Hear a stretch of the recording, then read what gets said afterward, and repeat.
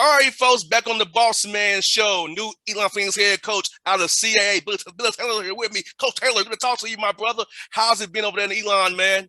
Well, first of all, thank you for having me. I appreciate you having me on the show and just excited to be here at Elon. This has really been a great opportunity for myself, for our student athletes and our family. So just really thrilled to be here, man.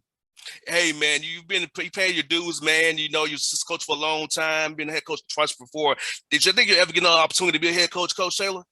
That's a great question. I've been very blessed to have a head coaching job in Division I at two different institutions, Lehigh University for 5 years, Ball State head coach for 6 years, and then also to be a head coach at Belmont Abbey College down in Charlotte for 3 years, Division II. I've been blessed in my career, and I've been around really great people. But you never know. You never know if you're going to get another opportunity. So I just really just try to work as hard as I can. Really invest in the student athletes and into their lives, try to impact them and give them the best opportunity to have success. Not only in their college career but beyond. And then if the opportunity presents itself, then really just go for it. And I'm thrilled to be here at an institution like Elon. Now, coach, for you, man, when you was in Notre Dame playing, did you think you was going to become a head coach anytime when you was playing ball back in the day, man? It's funny. I had no interest in getting into coaching. So I got my degree in accounting and computer applications. I double majored at Notre Dame. I went and I got my CPA license. I was working for Arthur Andersen in Chicago, so large accounting firm. And I really had no intention of ever getting into coaching. My college coach at the time, John McLeod, who's passed away recently, coach had asked me if I had interest in coaching. I said, no. I said, I had no interest in coaching. I told him, I said, coach, you get no respect. You get no credit for how hard you work, how hard the job is.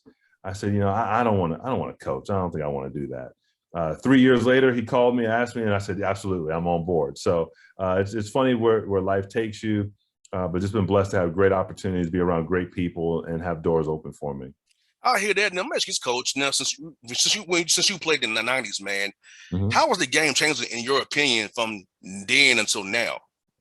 Yeah, I think there's such an emphasis now on tempo and playing with pace and playing fast. My college coach John McLeod was a proponent of that. Even back in the '90s. I mean, we were running, and we had my freshman year at Notre Dame. We had three guys that were averaging 16 points a game: LaFonso Ellis, Elmer Bennett, and Damon Sweet. So we had we were scoring, like we were up tempo, we were playing fast. And I think, that really caught on more and more as it kind of got to the early 2000s.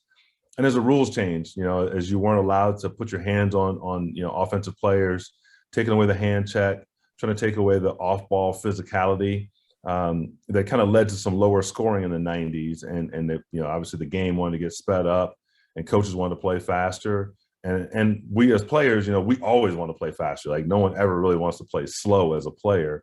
So, just kind of having that be more the culture around NBA and college basketball and seeing success, we've just really seen the game change. And obviously the impact of guys like LeBron and the skilled guys that can do so much with the basketball. That positionless basketball is just beautiful to watch.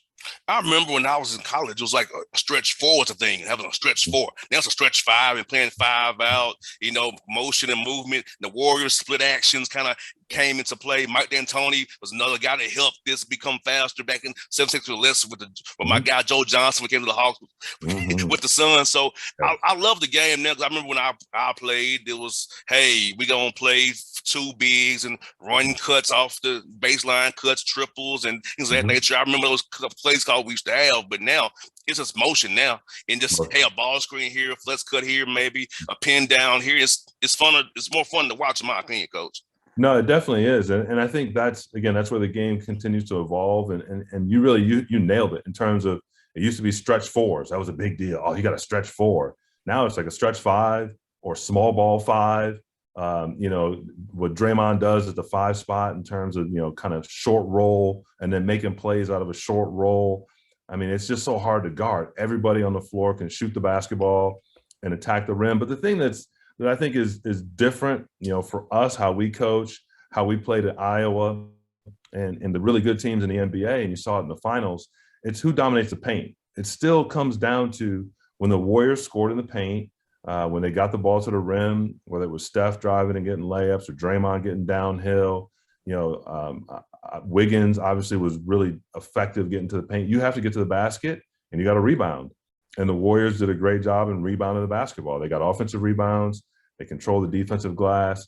So as much as it's, playing small, that only works if you get to the paint and score and if you rebound. If you don't do those two things, you're going to play small, you're going to get killed. Yes, you gotta have the right size big five, and I think Looney should get paid a lot of money as well because Looney saved their hide against the Mavericks and the Grizzlies. Yeah, they got away with it. Having Wiseman out for the season and just really having Looney and lost JaVale McGee, so like they lost a lot of presence in the paint, and to be able to do it with him at the 5 spot, he certainly earned that extension and that money. No doubt. Now, Coach Meskis, man, how's it been meeting your guys, man? I know you're a new head coach and the build relationships because you didn't recruit those guys for the most part. So you having them trust and believe in you and your staff and your coach and your vision. How's it been meeting your guys so far, man? Yeah, like my philosophy has always been, and I think it because of what I experienced, right? So my coach that recruited me was Digger Phelps, and Coach Phelps retired right before I got to Notre Dame. So I played all 4 years for John McLeod. So I played for a coach that didn't recruit me.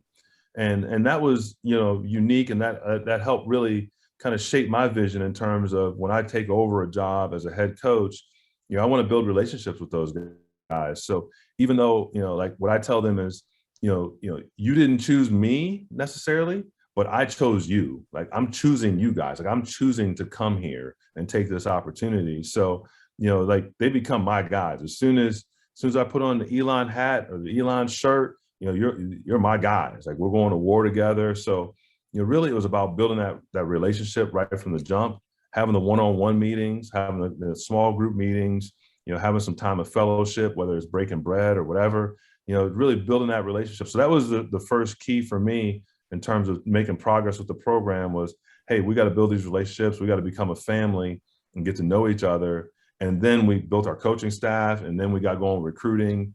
And I think that philosophy is really different than what a lot of guys do. A lot of people just say, hey, you know what? I'll recruit my own guys. And I don't believe in that at all. I believe as soon as I get here, you're my guys until you tell me that we're not. I hear that, Coach. I'm with you, man. And you in the CAA, heck of a league, man. I know my man Martin Inglesby won at Delaware last year, and in that run they made defensively locking people down. Talk about how deep the league is. It's going to get even deeper with the additions of Stony Brook and Howard and not Howard, but A&T and Hampton rather coming to the league as well. Yeah, the CAA is really an unforgiving league. You've got some really competitive teams. You talk about the success with Martin Inglesby at Delaware, and I coached Martin for a year at Notre Dame. My first year in coaching, Martin was still playing, so kind of fun to go full circle with him. But you're right, Speedy at Hofstra does a great job. There's so many really good teams, good programs. The success they've had at Charleston over the years. Now you're adding A&T, Hampton coming into the league. So I love the diversity in our league, and that we have the high academic schools, like ourselves. We have HBCUs, which I think is awesome that we add that to our league. We've got 1AA football. So it just really is a diverse league, and it's a fun league to be in. And again, the history of the league, with what George Mason has done, VCU, the success in this league in the NCAA tournament that really put the Colonial on the map so that we can now go out here and do the thing that we love and do it at a high level and recruit high-level athletes is really a lot of fun. I hear that, Coach. And you kind of mentioned for my recruiting. The footprint that you all have, you can get anybody you want to, but the footprint that you all have extended up the Eastern Coast there. Also come down to the Carolinas where you're at right now, and down to further into Georgia, South Carolina, down to Florida. So talk about where you've been at Elon and the location in the conference, how you can recruit talent all over the place. Yeah, no, absolutely. Again, being a high academic school, and we had this at Lehigh, obviously we had it at Notre Dame as well. It's actually interesting for us at Elon, most of our students come from North Carolina, as you would expect. But the second most recruited state for our student body is Massachusetts. So when you really think about that and you say it's not South Carolina, it's not Georgia, it's Massachusetts. So it really shows the emphasis that we have in recruiting in New England, Massachusetts, Connecticut, New York, Pennsylvania. So that helps us in terms of our basketball recruitment because we know there's tons of good talent in New England, whether it's New England prep schools, New England high schools. in addition to being able to recruit the Carolinas. And this is our third time living here in Carolina. So we love North Carolina. We love North Carolina basketball.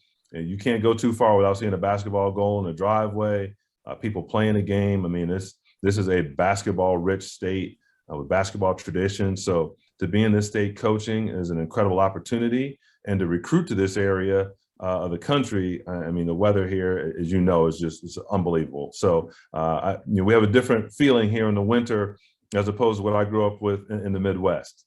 I hear that, Coach. Yeah, if it snows in Georgia, I'm not coming out of the house, Coach. I'm in the house forever. Absolutely. I got two more for you, man. Non-conference games, Coach. You being in North Carolina, you can get games without leaving your state, man. So how's it cool to be in a state where you can pretty much have a lot of local flavor, build a local rivalries just with the bus trips rather than having to get on a plane. And I know ADs and presidents love when you save money. So being in a state like that, it's where you can do that, man. Absolutely. It's again a great opportunity. You're down here in ACC country. So, you've got, Duke and Chapel Hill, State, Wake Forest, all within 45 minutes of our campus. So to be able to play against that ACC competition, or just, some of the other mid-majors, whether it's the UNC Greensboros or whoever, Charlotte, some of those guys, there's just great opportunities to play against high-level competition.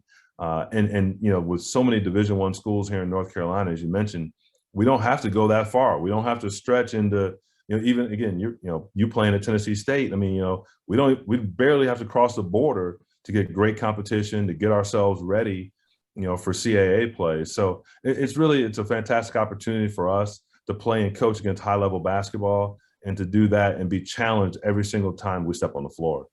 That's what for you, Coach, man. When you come to Atlanta, Coach, what's your favorite spot to eat down here? We at the Peach Jam or Lake Point or watching the AAU ball down here, man?